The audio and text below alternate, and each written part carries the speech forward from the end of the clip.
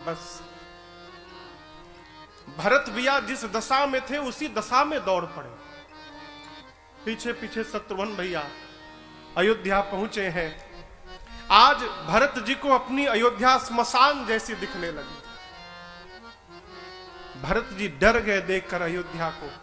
मां कैकेयी के पास गए, अपनी मैया के पास।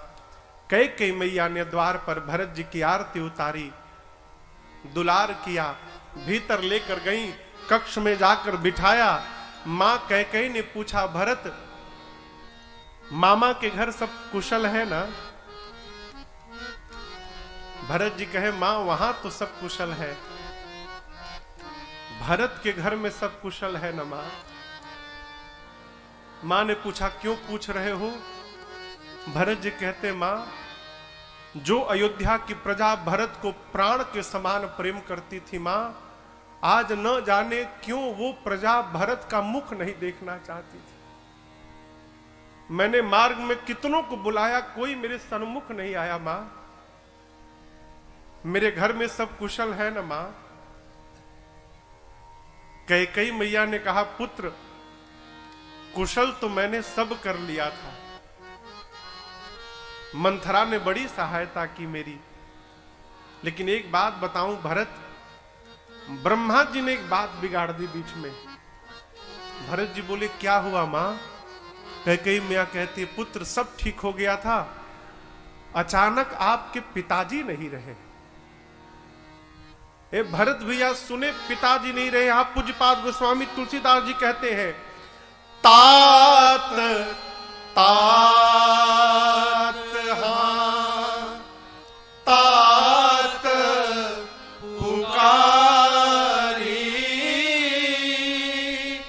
परे भूमि तल व्याकुल भारी।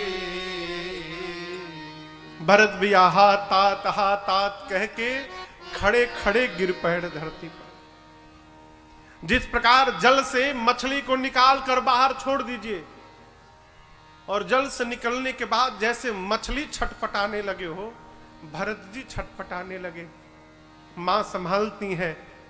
भरत जी कहते, मां भैया राम के हाथ में भरत के हाथ को सौंपे बिना पिताजी चले गए। भरत जी उठकर बैठे, बोले, मां कारण बताओ। पिताजी को कोई व्याधि नहीं थी, अचानक पिताजी कैसे चले गए? अब यहां समझिएगा, मां कैकेयी भली भांति जानती हैं कि जिस पुत्र को मैंने अपनी कोख से जन्म दिया है, भरत आज आखिरी बार अपनी मैया को मां कह रहा है, और आज के बाद भरत जीवन भर मुझे कभी मां नहीं बोलेगा। मां जानती है। और आपसे निवेदन करूं, एक स्त्री के लिए इससे बड़ा दुख नहीं हो सकता है कि उसकी अपनी संतान ही उसे मां कहने से मना कर दे। मां जानती है। लेकिन मां कैकेयी अपने आप से मन में कहती, कैकेयी जब तक तुम समाप्त नहीं होगी तब तक तुम्हारा राम मर्यादा पुरुषोत्तम राम का निर्माण कैसे होगा? राम मर्यादा पुरुषोत्तम राम बने, इसके लिए कैकेयी को समाहित होना ही पड़ेगा नींव में। मां ने अपने आप को और कठोर किया। भरत भैया से मैया कैकेयी ने सब बताया। तुम्हारे पिता श्री राम को युवराज बनाने वाले थे। मंथरा ने बड़ी सहायता की। पुत्र मैंने महाराज से 2 वरदान मांगे। राम के स्थान पर अपने पुत्र भरत के लिए राज सत्ता मांग लिया, और राम के लिए 14 वर्ष का वनवास मांग लिया। राम वन में चले गए, और राम के ही वियोग में तुम्हारे पिताजी चले गए। भरत भैया सुने ना, यहां गोस्वामी तुलसीदास जी कहते हैं, भरत जी स्तब्ध हो गए। देखिए, कोई आदमी बाइक से जा रहा हो और गिर जाए, बायां हाथ छिल जाए, उठने के बाद देखिए, करिए बायां हाथ तो मेरा छिल गया, तब तक दृष्टि गई कि दाहिना हाथ टूट गया। अब जब यह दिखाई पड़ेगा कि दाहिना हाथ टूट गया, तो दाहिना हाथ देखने के बाद फिर बाएं हाथ की याद नहीं आती है। ये प्रसंग कहता है जीवन में जब कोई बड़ा दुख आ जाए ना, तो बड़े दुख के आने के बाद छोटा दुख अपने आप समाप्त हो जाता है। अब तक भरत जी रो रहे थे कि पिताजी नहीं रहे। अब भरत भैया जैसे सुने कि मेरे राम भैया वन चले गए, भरत जी पिताजी की मृत्यु भूल गए। यहां गोस्वामी जी लिखते हैं, भरत ही बिसर्यो पितु मरना, सुनत राम बन गौ, हे तू अपन पौ जान जिया, थकेत रहे धरी मौन। भरत जी सुने कि पिताश्री मेरे नहीं रहे, पहले रोए, और सुने कि राम जी बन चले गए, पिताजी की मृत्यु भूल गए, और भूलने के बाद मौन धारण कर लिए भरत जी।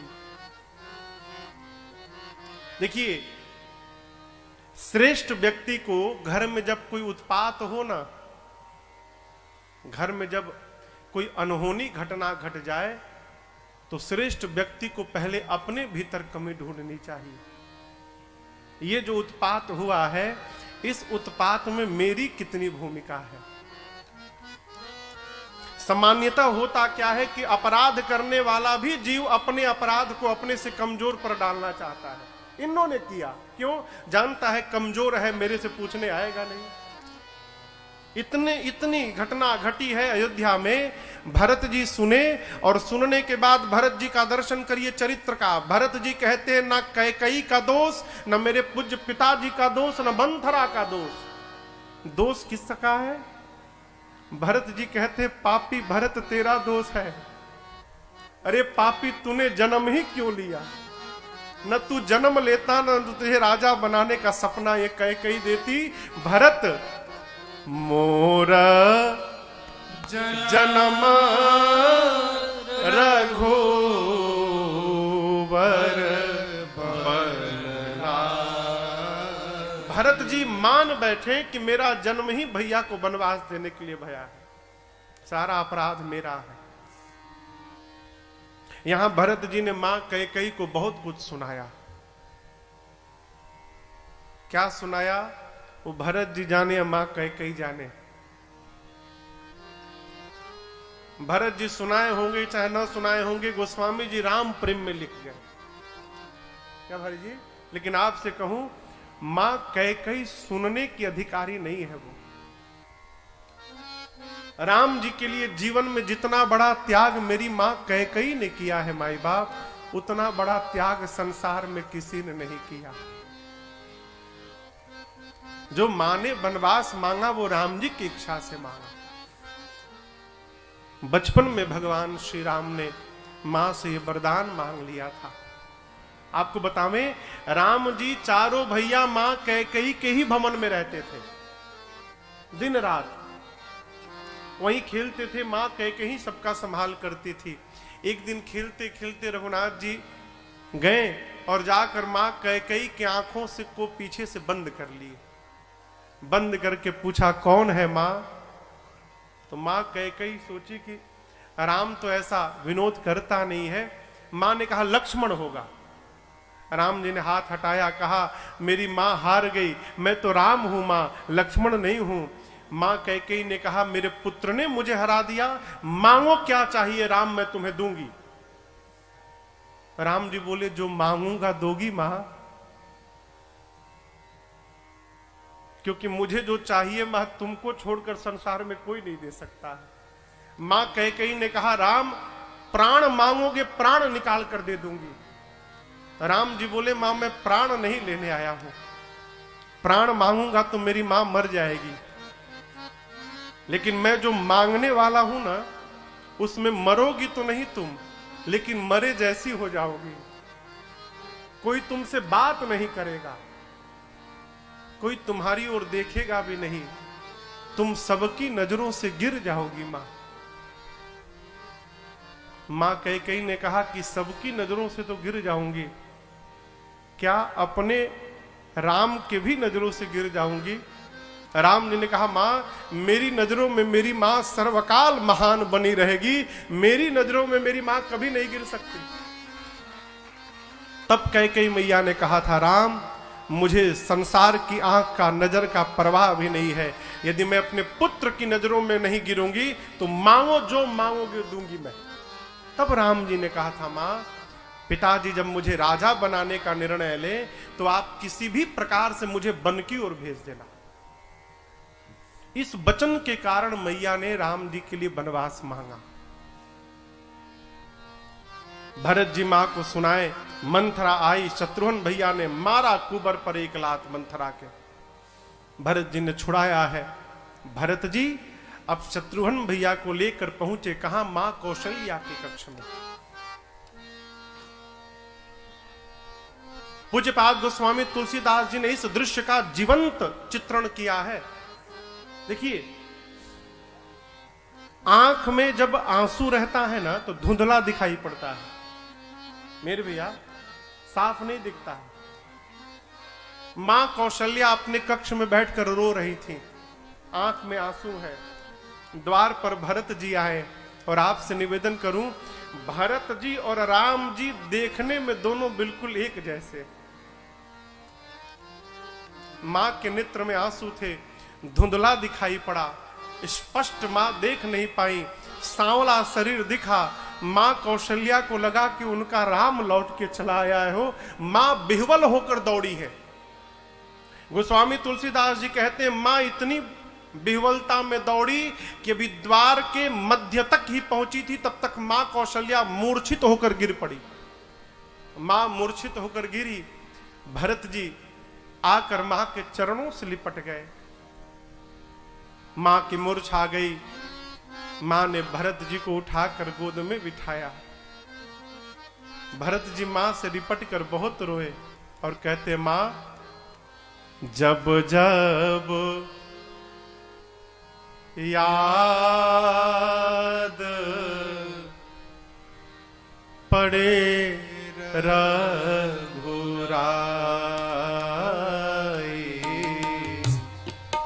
जब जब याद पड़े रघुराई, प्राण निकलना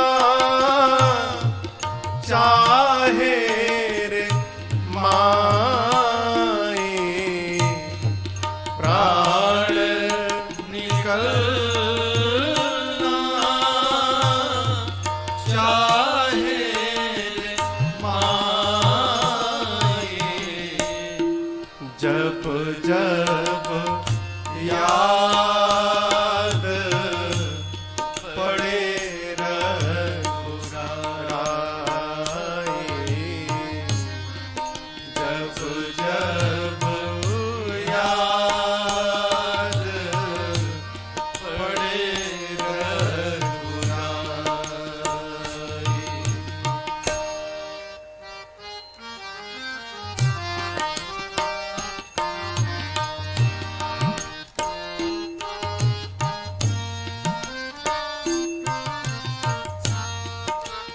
भरत जी कहते मां कैसे होंगे भैया मेरे, तपती धरा और जलती धूप में हो, कैसे होंगे भैया मेरे, तपती धरा और जलती धूप में हो, कंकड़ीले राहे नंगे पांव भाभी होंगी किस रूप में हो,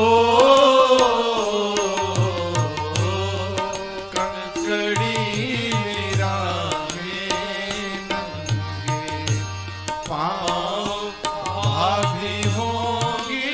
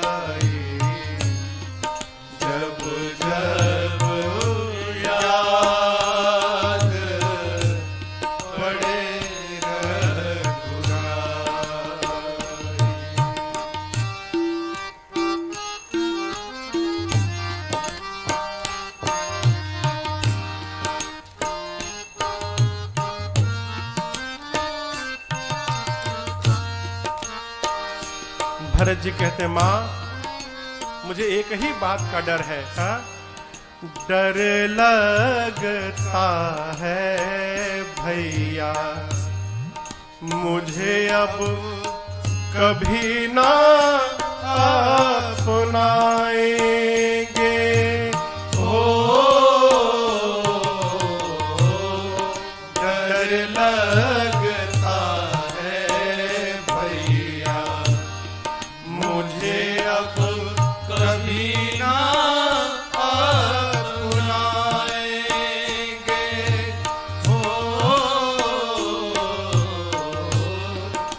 अपने हृदय का शीशा कैसे हम निकाल कर दिखाएंगे।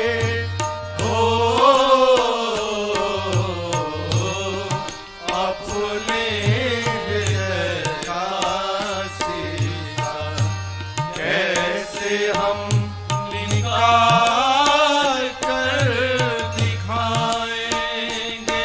मां कैसे सहेंगे कैसे सहेंगे ये लंबी जुदाई जब जब याद पड़े रघुराई। जब जब याद पड़े रघुराई। प्राण निकलना चाहे माए प्राण निकलना चाहे माए जब जब याद पड़े रघुराई। जब जब याद पड़े रघुराई। भरत जी यहां पर मैया कौशल्या जी को 28 पाप गिनाए हैं। कितने पाप? 28। कहते हैं मां जो पाप गुरु की हत्या से लगता हो वो पाप मैं लेने को तैयार हूं। यदि रघुनाथ जी के बन जाने में मेरी तनिक भी सहमति हो तो वो पाप मुझे लग जाए मां। जो पाप माता पिता की हत्या से लगता है वो पाप मुझे लग जाए मां।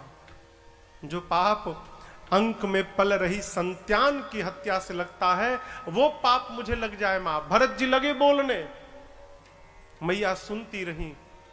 अंत में मां कौशल्या ने कहा भरत अब तुम मुझे अपने बारे में बताओगे पुत्र।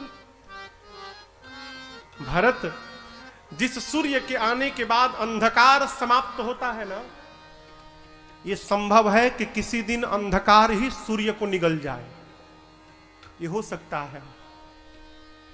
ये पूरा का पूरा आकाश एक छोटे से बादल में समाहित हो जाए, ये संभव है, हो सकता है। जल से बाहर निकलने के बाद भी मछली छटपटाए नहीं, जीवित बच जाए, संभव है, हो सकता है। ज्ञान होने के बाद भी पुत्र मोह समाप्त न हो, यह संभव है। लेकिन मैं एक बात कहूं भरत, मेरा पुत्र भरत अपने भैया के राम के विरुद्ध जाकर कोई व्यवहार करेगा, यह किसी युग में संभव नहीं है भरत, ऐसा कदापि नहीं हो सकता। और जो ऐसा सोचेगा भी कि राम के वनवास में भरत की सहमति है, उस मनुष्य को जागृत अवस्था तो छोड़ो, जीवन में कभी सपने में भी सुख की प्राप्ति होने वाली नहीं है। उसे सपने में भी सुगति की प्राप्ति होने वाली नहीं है। भरत जी मां से ही लिपटे रहे पूरी रात, केवल यही कहे मां जब जब याद पड़े रघुराई। माँ प्राण निकलना चाहे रे माई, जब जब याद पड़े रघुराई। प्रातः काल भया, गुरुदेव भगवान आए। सरजू मैया के तट पर चंदन की लकड़ी से चिता सजाई गई और गुरु आज्ञा प्राप्त होने के बाद भरत भैया ने पिताजी को मुखाग्नि दिया है। दशगात्र भया, त्रयोदश संस्कार पूर्ण भया, श्राद्ध कर्म विधिवत भरत जी ने किया। गुरु जी एक प्रकार से बोलते थे तो भरत जी उसको 1000 प्रकार से करते थे। इतना किया भरत भैया ने। गोस्वामी जी कहते हैं, पितुहित भरत कीन्ह जस करनी, सो मुख लाख जाय नहीं भरनी। त्रयोदश संस्कार श्राद्ध कर्म पूर्ण होने के बाद गुरुदेव भगवान सोचने लगे कि अयोध्या का राज सिंहासन रिक्त बना है। अस्तु, गुरु जी ने एक दिन सभा बुलाई, सबको बुलाया। भरत भैया को गुरुदेव ने अपने बगल में बिठाया। भरत वशिष्ठ निकट बैठा रे। देखिए, जिसको समझाना होता है ना, उसे नजदीक बिठाना चाहिए। घर परिवार में भी जिसे समझाना रहता है उसे बगल में बिठाया जाता है। भरत भैया को गुरुजी ने अपने बगल में निकट बिठाया। हाँ? जगत की नायक चर्चा की गुरुदेव ने। महाराज का अपने जीवन में वचन की निष्ठा को बताया। चक्रवर्ती दशरथ जी महाराज अपने वचन के प्रति कितने निष्ठावान थे। महाराज दशरथ के प्रति राम जी की निष्ठा बताई। राम जी अपने पिताजी के प्रति कितने निष्ठावान थे। राम जी के प्रति लक्ष्मण जी और सीता जी की निष्ठा बताई। सीता जी और लक्ष्मण जी राम जी के प्रति कितने निष्ठावान थे। इतना बताते बताते गुरुदेव भगवान फफक के रोने लगे। बिलखी कहे क्यों बिलख पड़े हो? आप सोचिए, रघुवंश पुरोधा है, गुरुदेव भगवान वशिष्ठ जी क्यों बिलखने लगे? गुरुदेव इसलिए बिलखने नहीं लगे कि महाराज मर गए, राम चले गए ना। ज्ञानी है। ज्ञान को जीवन में यदि कोई परास्त कर सकता है तो उसका नाम है प्रेम। प्रेम में ही वो ताकत है जो ज्ञान को भी पराजित कर दे। गुरुदेव भगवान इसलिए नहीं रो रहे कि महाराज चले गए, राम बन चले गए। गुरुदेव ने भरत जी से महाराज की निष्ठा बताई, महाराज के प्रति राम की निष्ठा बताई और राम जी के प्रति लक्ष्मण जी और जानकी जी की निष्ठा बताई कि राम के प्रेम में लक्ष्मण सीता अयोध्या की सत्ता छोड़कर वन में चले गए। और इतना बोलने के बाद वशिष्ठ जी अपने बारे में सोचने लगे, मैं ज्ञानी हूं, मेरे से श्रेष्ठ तो लक्ष्मण और सीता निकल गए जो राम प्रेम में सर्वस्व का त्याग करके उनके साथ चले गए, और मैं ज्ञानी बनकर यहां उपदेश कर रहा हूं, मैं कहां खड़ा हुआ। ये चिंतन करके गुरुजी रोने लगे और कहे, पुत्र भरत, विधाता ने मनुष्य को बनाकर संसार में भेजा, सब कुछ मनुष्य के हाथ में दिया, परंतु 6 वस्तुओं पर ब्रह्मा जी अपना अधिकार रखे। हानि लाभ, जीवन मरण और यश और अपयश। इस पर हमारा आपका कोई अधिकार नहीं है। डॉक्टर साहब केवल दवा दे सकते हैं, रोगी बचेगा कि जाएगा ये डॉक्टर साहब के हाथ में नहीं है। कब जन्म लेना है, कब जाना है, कितना लाभ होगा, कितनी हानि होगी। आप किसी ने कहा सर में दर्द है, यहां दर्द है, हल्का हल्का बुखार है, आपने कहा कालपोल खा लो 650। आप तो उसका हित करने के लिए दिए, उसने दवाई खाई, रिएक्शन कर गया, सीताराम। घर वाले बोले आपने दवा बताया, आपके दवा के चलते अमुक व्यक्ति चला गया। आप करने गए यश के लिए, आपको मिल गया अपयश। यश अपयश अपने हाथ में नहीं है। गुरुदेव भगवान ने कहा, भरत आप अपने पिताजी की मृत्यु को लेकर सोच मत करिए। आपके पिताजी सोच करने लायक नहीं है पुत्र। भरत उस ब्राह्मण का सोच करना चाहिए जीवन में जो विप्रवंश में जन्म लेने के बाद वेद नहीं जानता है। सोचिए विप्र जो वेद विहीना, अपने धर्म का त्याग करके जो ब्राह्मण केवल विषय में रत है वो ब्राह्मण सोच करने योग्य है।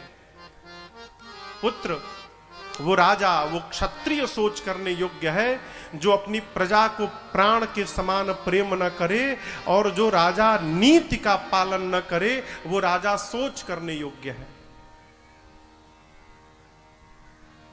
बैस बनिया, गुरुदेव भगवान कहते भरत वो बणिक सोचनीय है जो धनवान होने के बाद कंजूस बनकर बैठा है। सोचिए बयस कृपण धनवानु, जो बणिक अतिथि का सत्कार न करे और नित्य भगवान शंकर का अभिषेक न करे वो बनिया सोच करने योग्य है, उसका सोच करना चाहिए। वो सेवक सोचनीय है पुत्र जो मुखर हो, मान प्रिय हो और ज्ञान के गुमान में अपने से श्रेष्ठ का अपमान करता हो, वो सेवक सोच करने योग्य है। वो स्त्री सोचनीय है पुत्र जो घर में बात बात पर कलह करती हो, केवल अपने मन से विचरण करती हो, अपने पति का निंदा और उसका अपमान करती हो, वो स्त्री सोच करने योग्य है। वो पुत्र, वो शिष्य सोचनीय है जो गुरु की आज्ञा का उल्लंघन करे। भरत वो गृहस्थ सोचनीय है जो अपने गृहस्थ धर्म का निर्वहन न करे। वो सन्यासी सोचनीय है पुत्र जो सन्यास लेने के बाद भी संसार के प्रपंच में फंसा हुआ है। वो वानप्रस्थ सोचनीय है जो तपस्या छोड़कर भोग में लीन बैठा है। भरत वो मनुष्य सोचनीय है पुत्र जो इधर की उधर करता है, चुगली करता है, एक दूसरे को लड़ाता है, माता पिता गुरु भाई से विरोध करता है। भरत वो पुत्र सोचनीय है जो केवल, वो मनुष्य सोचनीय है जो केवल अपने शरीर की चिंता करता है। और कहते कहते गुरु जी ने कहा, भरत पुत्र वो मनुष्य तो सब प्रकार से सोचनीय है जो मनुष्य का शरीर धारण करके भगवान का भक्त नहीं हो पाया, वो सब प्रकार से सोचनीय है। ये जिनको जिनको मैंने बताया भरत ये सोचनीय है, लेकिन आपके पिताजी सोचनीय नहीं कौशल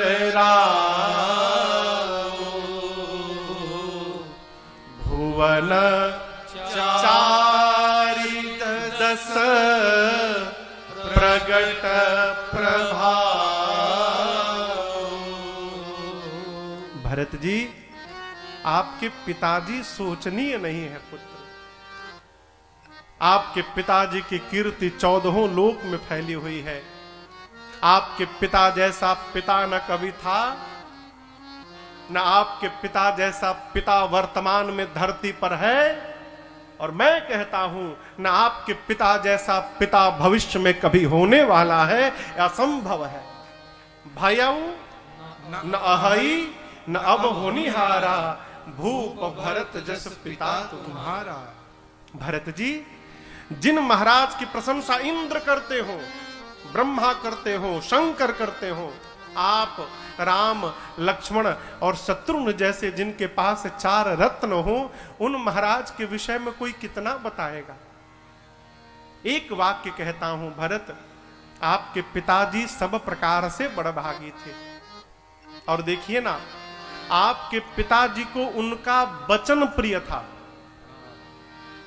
प्राण प्रिय नहीं था। यदि प्राण प्रिय रहता तो महाराज प्राण बचाते, वचन का त्याग कर देते। लेकिन दशरथ जी ने वचन को बचाया, प्राण का त्याग किया। एक वचन मानकर भैया आपके बन चले गए, पुत्र दूसरा वचन मानकर आप राजा बन जाओ, कोई आपको बुरा नहीं कहेगा। भरत जी कहे, गुरुदेव एक बात बोलूं मैं? गुरु जी ने कहा, कहिए। भरत जी बोले, गुरुजी क्या आपको भी ऐसा लगता है कि आप मना करते और राम भैया न मानते? आप यदि रोकते तो भैया क्या अयोध्या में न रोकते? गुरुजी बोले, नहीं भरत, यदि मैं रोक देता तो राम न जाते। भरत जी ने कहा, गुरुदेव फिर आपने भैया को रोका क्यों नहीं? गुरुदेव भगवान ने कहा, भरत यदि मैं राम को रोक लेता तो राम का अनिष्ट हो जाता, क्योंकि आपके पिताजी ने राम की ही सौगंध ली थी कि कैकेयी जो मांगोगी तुम दूंगा। यदि वचन पूर्ण न होता तो सारा दोष राम पर आता, इसलिए मैंने नहीं रोका। भरत जी मौन हो गए। फिर बोले, गुरुजी कैकेयी ने पहला वरदान मांगा भरत का राज तिलक, और दूसरे वरदान में भैया का वनवास मांगा। आप रोक नहीं सकते थे, ये तो कह सकते थे कि महाराज सबसे पहले पहला वचन पूर्ण करिए, उसके बाद दूसरा वचन पूर्ण होगा, इतना बोल सकते थे ना। गुरुजी बोले, बेटा ये तो मैं कर सकता था। भरत जी बोले, आपने क्यों नहीं किया गुरुदेव? यदि मैं पहले राजा बनता तो मैं राजा बनते राज आज्ञा पारित कर देता कि मेरे भैया बन नहीं जाएंगे, राम भैया यहीं रुक जाते और मैं पूरी राज सत्ता भैया के चरणों में समर्पित कर देता। आपने ऐसा क्यों नहीं किया? अब गुरुजी निरुत्तर हो गए। बहुत सोचने के बाद कहे, भरत मुझे तो लगता है पुत्र राम ही बन जाना चाहते थे, इसलिए ये विचार उस समय मेरे मन में आया ही नहीं। राम के वियोग में आपके पिताजी चले गए, अब आप इस प्रकार व्यवहार न करिए। भरत जी कहते, गुरुदेव क्षमा करिए, पिताजी भैया राम के वियोग में नहीं गए, पिताजी ने अपने प्राण को बचाने का मार्ग भी बता दिया था। यदि राम पिताजी को बचाना चाहते थे तो उनको अयोध्या से निकालकर भैया के पास पहुंचा देते, तो पिताजी ने कहा था मैं प्राण का त्याग नहीं करूंगा। पिताजी अयोध्या में रहे, भैया के वियोग में नहीं मरे। पिताजी ने इसलिए प्राण त्यागा, यदि प्राण न त्यागते तो पिताजी को इस पापी भरत के मुख का दर्शन करना पड़ता, इस पापी का मुख न देखना पड़े, इसलिए पिताजी ने प्राण का त्याग कर दिया। गुरुदेव, और मुझे आप राजा बनाना चाहते हैं? गुरु जी ने कहा, भरत आप राजा बन जाओगे तो राम जी प्रसन्न हो जाएंगे।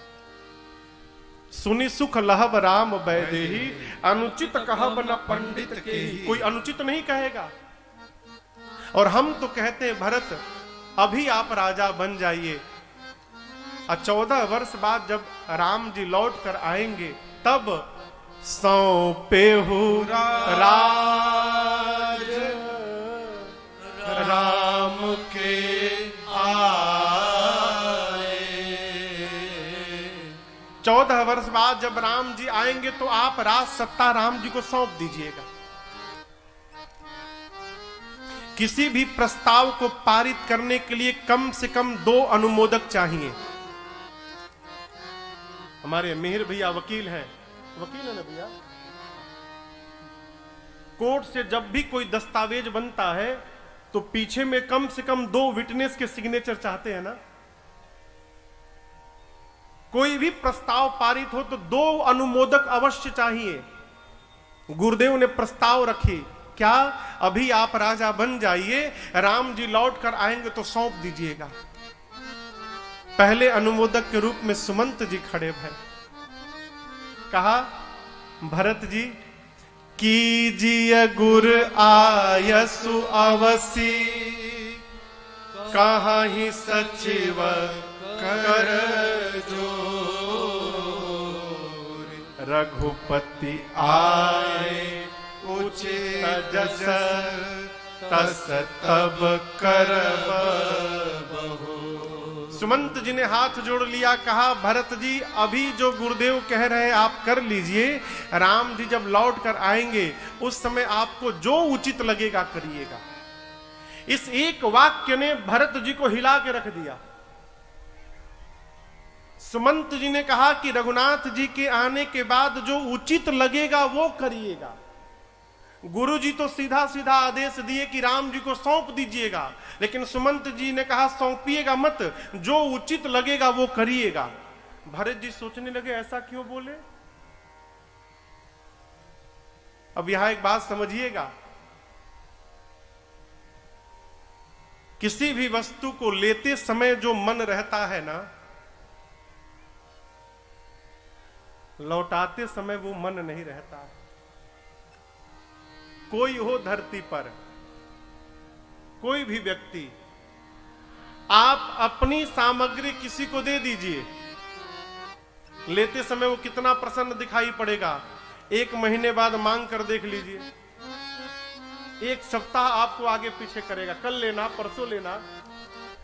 वापस करते समय मन एक जैसा नहीं रहता है। भरत जी सोचने लगे, प्रभु की सत्ता, प्रभु को ही वापस करते समय मुझे अनुचित उचित का विचार करना पड़ेगा। इसका अर्थ है कि उस समय हो सकता है मेरी मति पलट जाए।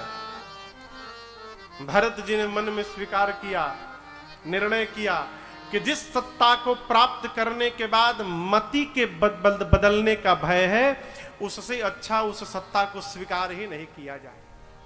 मन में सोच लिया है? दूसरे अनुमोदक के रूप में मां कौशल्या जी खड़ी भई।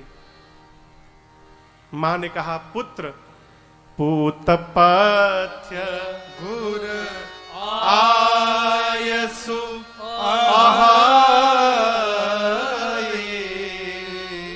भरत, जो गुरु जी कह रहे हैं वही आपके लिए पथ्य है।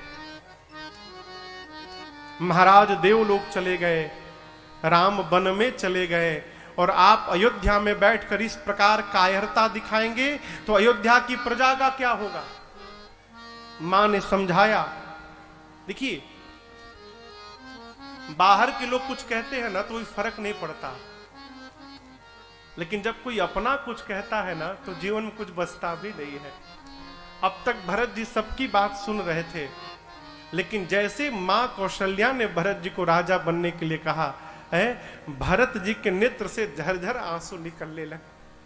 पूज्यपाद गोस्वामी तुलसीदास जी कहते हैं, सानी सरल रस मातु बाली सोनी भरत व्याकुल भये लोचन सरोरुह स्रवत सीयत विरह उर अंकुर नये सोत सा देखत समय तेहि सोत सा देखत समय तेहि बिसरे सबहि सुधि देह के तुलसी सराहत सकल सादर शिव सहज स्नेह के तुलसी सराहत सकल सादर। भरत जी रोने लगे।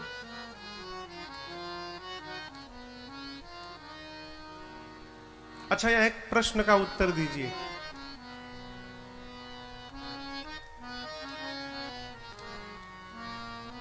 गुरुदेव ने भरत जी को कहा कि आप राजा बन जाइए। भरत जी बने क्या? हाँ, कहिए मेरे भैया। तो ये गुरु आज्ञा का उल्लंघन नहीं भया क्या?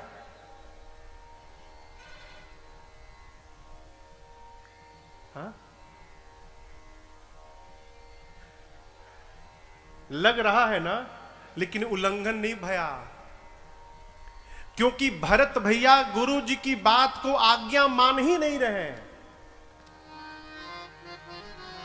मैं यहां कथा कर रहा हूं, आपसे कहता हूं कि भगवान के नाम का स्मरण करना चाहिए, तो मैं आपको आज्ञा नहीं दे रहा हूं, मैं उपदेश कर रहा हूं। उपदेश सुनने के बाद आपके ऊपर है कि उस उपदेश को मानना है कि नहीं मानना है। आपको जो उचित लगे उसका निर्णय आपको करना है। यदि आज्ञा दी जाए तो फिर आपके विचार करने का काम समाप्त है, आपको उसको अक्षरशः पालन करना पड़ेगा। गुरु जी की बात को भरत जी आज्ञा मान ही नहीं रहे।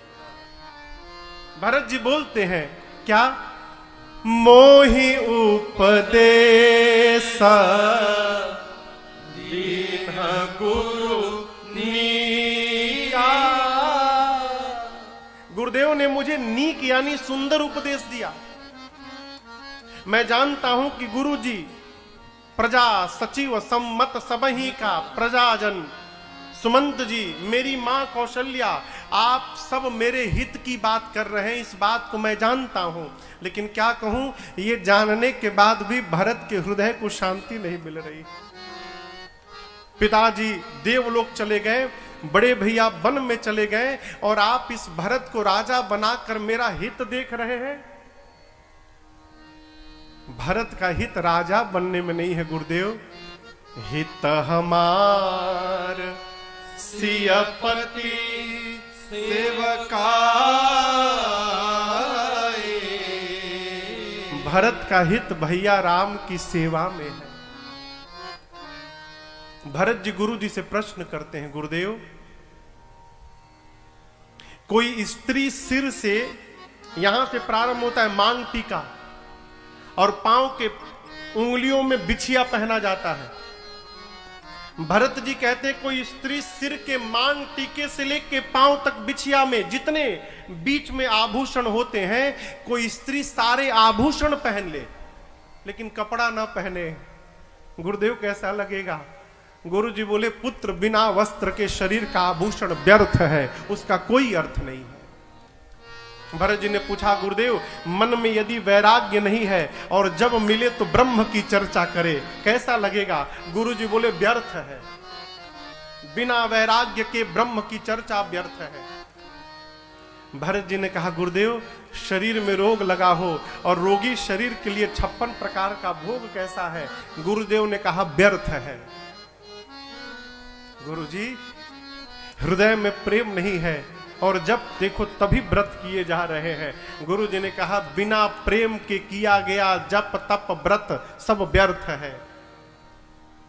गुरुदेव सुंदर शरीर हो लेकिन उस शरीर में प्राण न हो। गुरु जी ने कहा पुत्र बिना प्राण के वो शरीर व्यर्थ है। लेकिन भरत तुम पूछ क्यों रहे हो? भरत जी ने कहा, गुरु जी आपने कहा है बिना शरीर पर वस्त्र के शरीर का आभूषण व्यर्थ है। मन में यदि वैराग्य नहीं है तो ब्रह्म की चर्चा व्यर्थ है। शरीर में रोग है तो नाना प्रकार का भोग व्यर्थ है।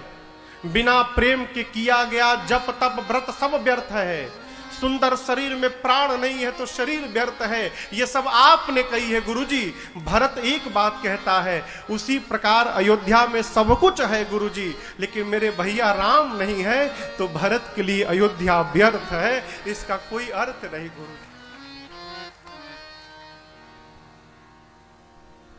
इस सिंहासन पर धर्मशील राजा चाहिए। गुरुजी बोले आप धर्मशील नहीं है भरत।